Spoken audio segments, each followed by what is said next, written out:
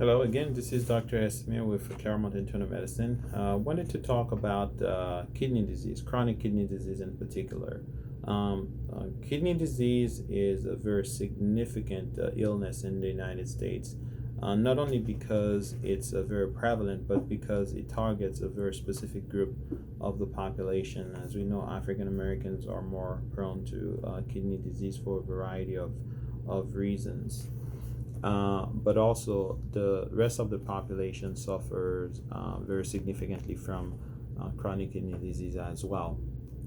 So, chronic kidney disease or chronic renal failure is has been historically termed for a broad range of severity in kidney disease. In the United States, there's a rising incidence of kidney failure, and the outcome is very poor, and the cost is actually pretty high. Now, the guidelines define chronic kidney disease as either kidney damage or a decrease in glomerular filtration rate. We just explained what the glomerular filtration rate is, of less than 60 milliliter per minute per 1.73 meters squared. So what does that mean?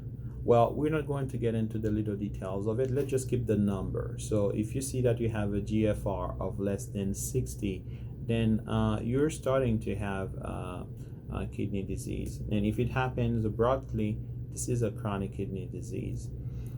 And it must last at least 3 months in order for it to be termed a chronic kidney disease.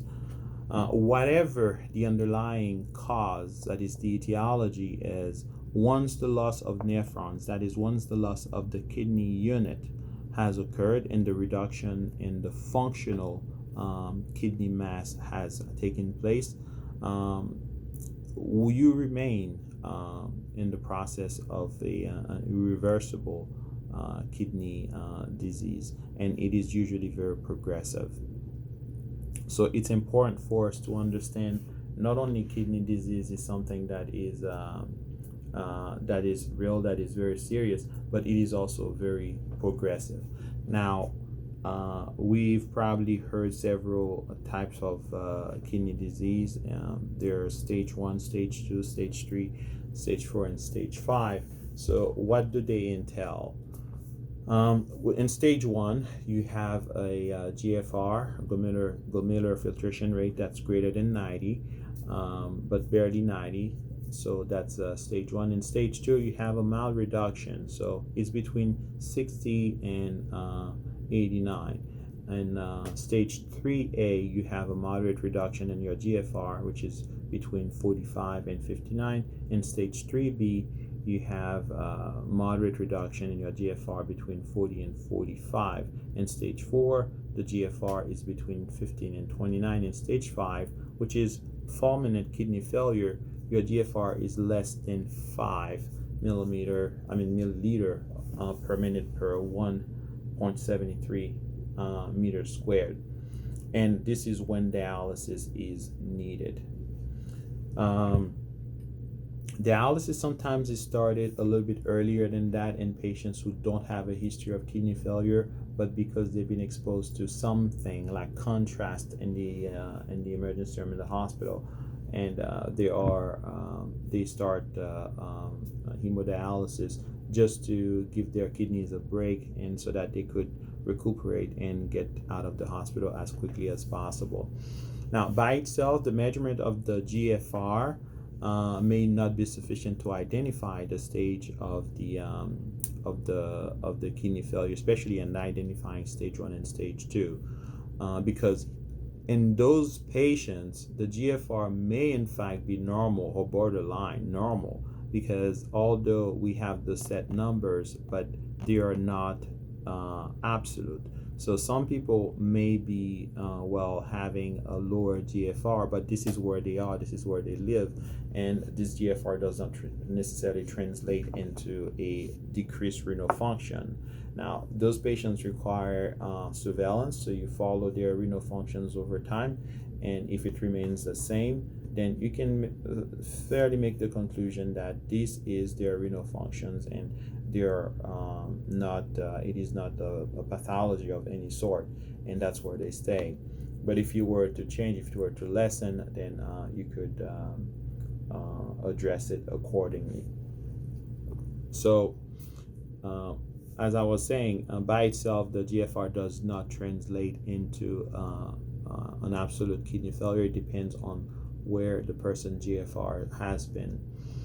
In such cases, the prevalence of one or more of the following markers of kidney damage can establish the diagnosis. Now, if these people with decreased GFR, they have albuminemia, which is pretty much the presence of albumin, which is a protein in the kidney.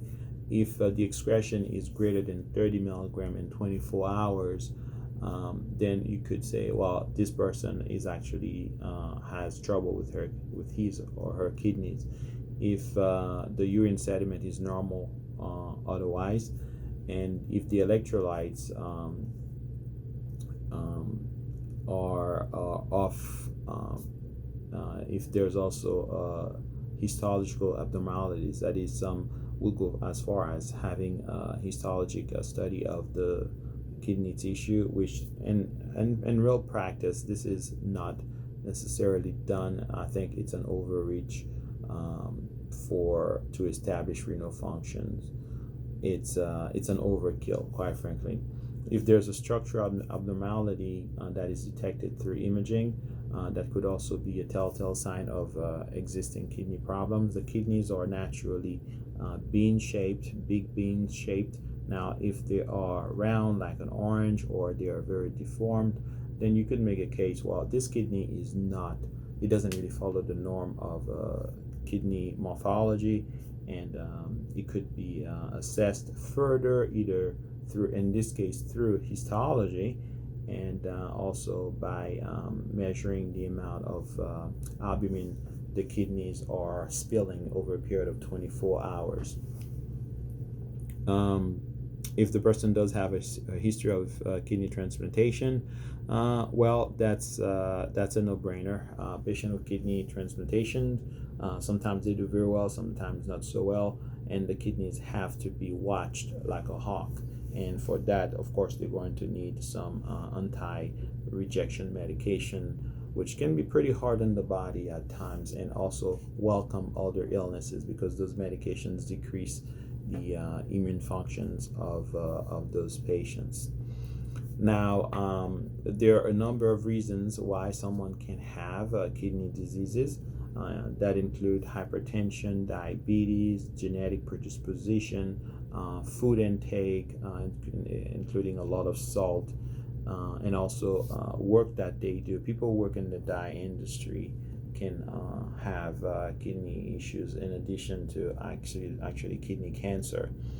But these are very few and far in between because technology has advanced so much that exposure is lessened, except if you work in an area that is or in a country where regulations is lapse, or they don't pay much attention to the employees' well-being, as unfortunately happens elsewhere and even here in America.